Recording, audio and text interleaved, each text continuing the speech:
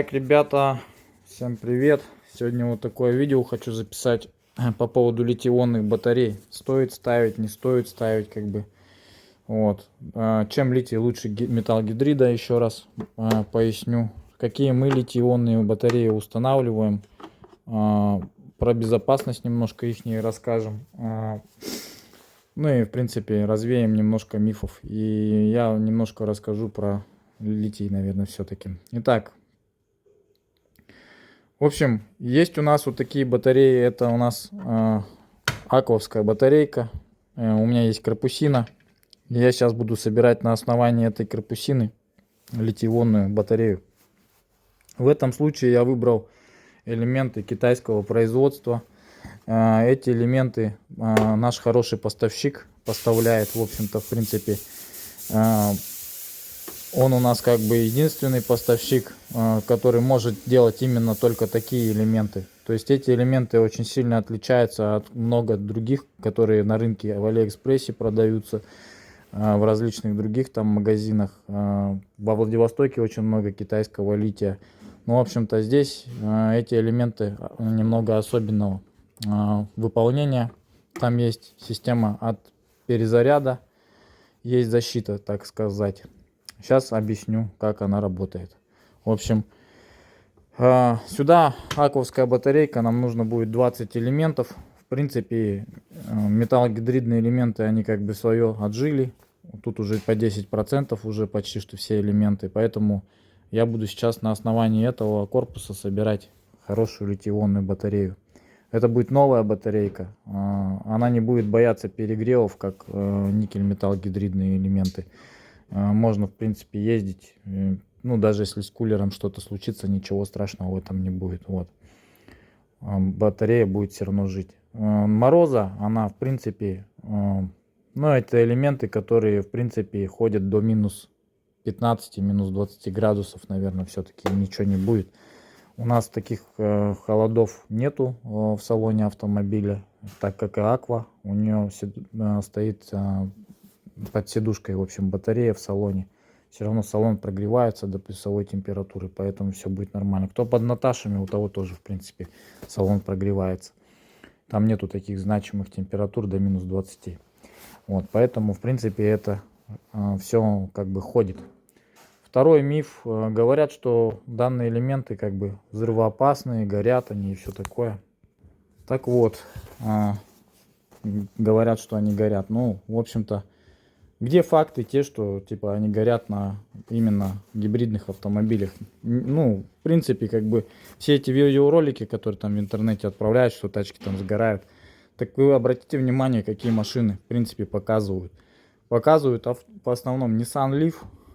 Туда обычно запихивают всякие колхозные сборки, типа собирают на элементах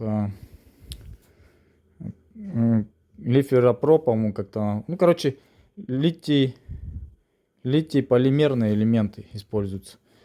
Вот. И есть элементы у нас, как они еще называются, катлы, по-моему. Катлы, они такие синего цвета, китайские элементы. Но там много чего надо на самом деле делать. Сам по себе Nissan Leaf это электричка. И егошняя задача не ездить как гибридный автомобиль. Там в плане он заряжается от розетки и полностью весь цикл свой, целый день, допустим, катаешься на данном заряде. Здесь работает все по-другому. Двигатель внутреннего сгорания наполняет батарейку примерно на 60%. Больше он ее не наполняет. Поэтому 40% примерно запаса пустоты. И элементы очень трудно угнать в перезаряд. В перезаряд их можно угнать только когда машина едет с горки. Или там, допустим, какие-то затяжные горки. В принципе, еще может двигатель, допустим, в мороз, скажем, не отключаться долго, перезаряд ловить, допустим. Но, опять же, если говорю, она утеплена и у нее есть защита от перезаряда, то нам это, в принципе, не страшно. Допустим, что здесь произойдет, если он начнет переходить в перезаряд? Тут стоят специальные платки и греющие пластины, которые, в принципе, как бы начинают греть данный элемент, когда она идет в перезаряд. Соответственно, она защищает нас от перезаряда. Как только прогреваются элементы, она выключает гибридную систему. Двигатель перестает у нас делать перезаряд. Вот. Потом, также, если они уйдут в перезаряд, то у нас выйдет ошибка по гибридной системе, что типа, извините, данная батарея уходит в перезаряд. Вот. И обратитесь к дилеру, либо придется там сбрасывать данную ошибку постоянно, ну как бы, если идет перезаряд. Но в принципе как бы это очень редкий случай, когда они будут уходить в перезаряд. И другое могу рассказать, что мы вообще победили эту проблему. Так, у нас есть решение, которое не дает перезаряжаться этим элементов. То есть сами по себе элементы мало того поставить в данную батарею, надо еще сделать кое-какие манипуляции. Вот. Какие манипуляции, даже рассказывать не буду. Инженерные манипуляции. Паять надо, делать много чего надо, как бы. И только так можно уйти от этой проблемы. Вот. Ну, мы это все как бы знаем, собираем батареи более качественно, все будет нормально. В принципе, вот такие вот решения. Что могу сказать про стоимости данных элементов? Они намного дешевле обходятся, чем, допустим, контрактные элементы того же самой генерации 4 оригиналов никель-металл гидридных. Да, никель-металл гидрид оригинальную поставил и забыл. Лет на 10, наверное, вот так вот, 5 может быть. В зависимости, какой контракт попадется. Опять же, может попасться шило в мешке, потому что это все не новые батарейки. А здесь мы достаем пачку прямо с коробки и ставим ее, и мы уверены, что она прям новая. Вот. Потом это сухие элементы, которые не имеют там внутри того же самого там электролита, который выкипает постоянно при перегреве. Здесь оно не будет ничего выкипать, и всегда они будут живые, эти батарейки. Морозить батареи, что вот это, одинаково нельзя. Поэтому здесь не выигрывает ни вот эта батарейка, ни вот эта батарейка. В принципе, в этом плане. Лучше не морозить вообще гибридный автомобиль. Если вы купили гибридный автомобиль, лучше всего его держать в теплом гараже. Ну или как бы не бросать его на морозе. Морозить его категорически нельзя. Поэтому как бы в принципе преимущество опять же на стороне лития. Литий ходит больше по пробегу. У этого пробег 200 тысяч километров они ходят. Эти по пробегам могут и 300, и, по-моему, до 500 тысяч даже заявлено производителем, что может ходить эти элементы в 2 раза больше, да. То есть тоже литий выигрывает. И я знаю, что литий-ионные батареи, можно сказать на примере даже тех же самых хондовских батарей, вот взять того же самого Ефрат Авто, Максим, привет.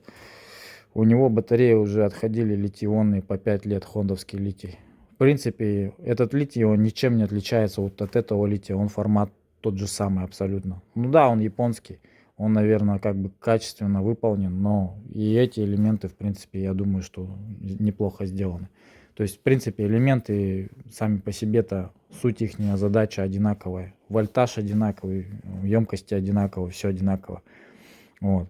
Но хондовские батареи кто-то умеет собирать с защитой от перезаряда, кто-то нет. Поэтому тут дело такое. Если ты умеешь хондовские собирать элементы с защитой от перезаряда, устанавливай хондовские, кому как.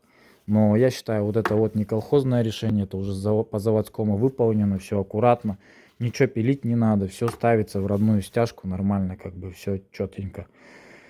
И вот это опять же преимущество этих элементов. Городить тут ничего особо не надо. Единственное, что надо маленько поработать мозгами, как это все сделать, чтобы оно работало на данных автомобилях. Вот. Здесь уже инженерные мысли идут. В принципе, все. Что могу сказать про литий-ионные элементы? А так мне очень нравятся вот эти вот. Мы уже собрали 10 автомобилей, ходит все нормально, ездит, все четко.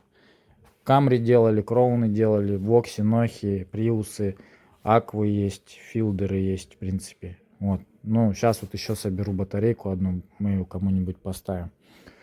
Вот. По цене могу сказать, что тут 6000 рублей один элемент стоит, плюс работа по инженерным манипуляциям 15 тысяч рублей, установка в машину.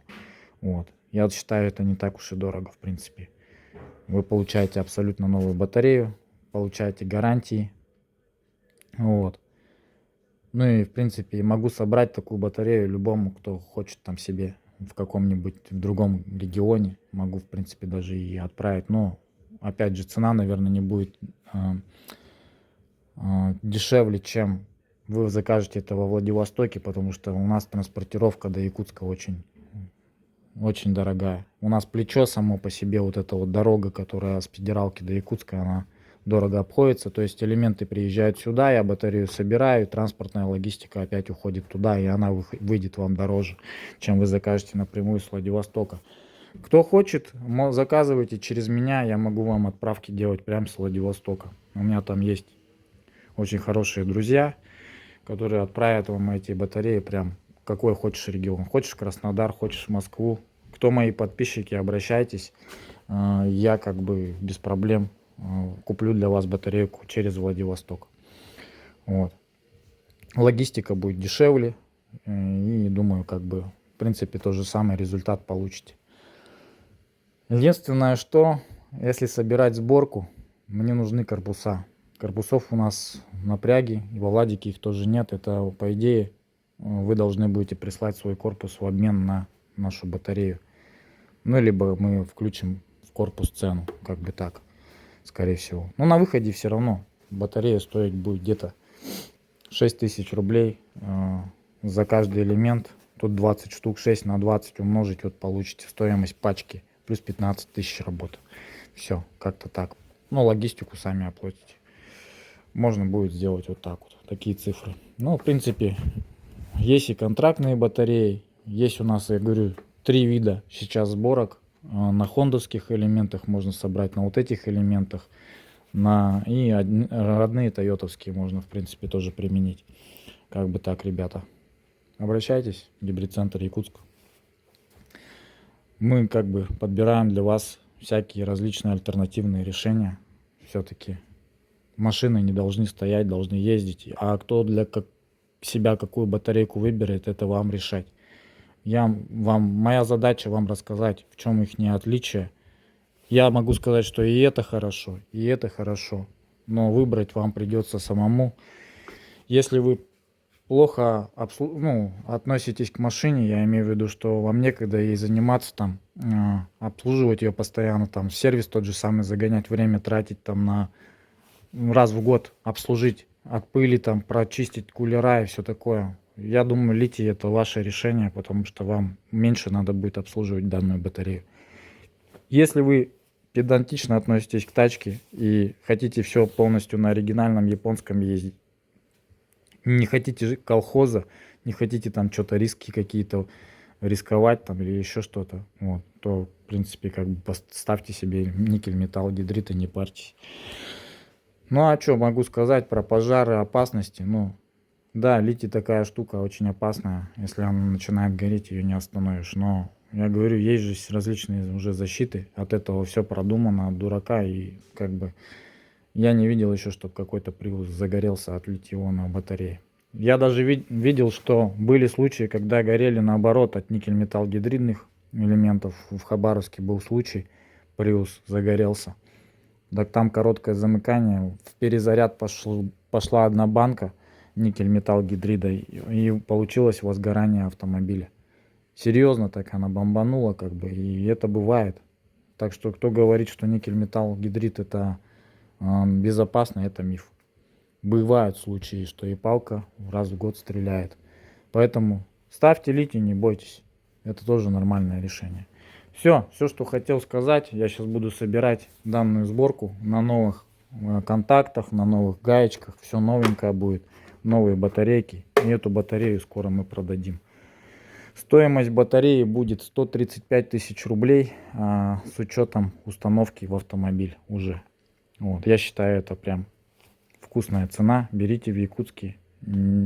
Кто хочет себе обновить батарейку на Новый год, подарок себе сделайте. Купите хорошую батарею. Все, всем пока. С вами был Евгений.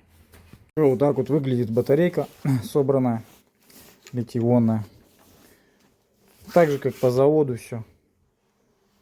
Кулер, все подготовлено. Контакты новые, гаечки новые поставил. Все, сейчас ее втыкай, все, будет ездить. Как бы так.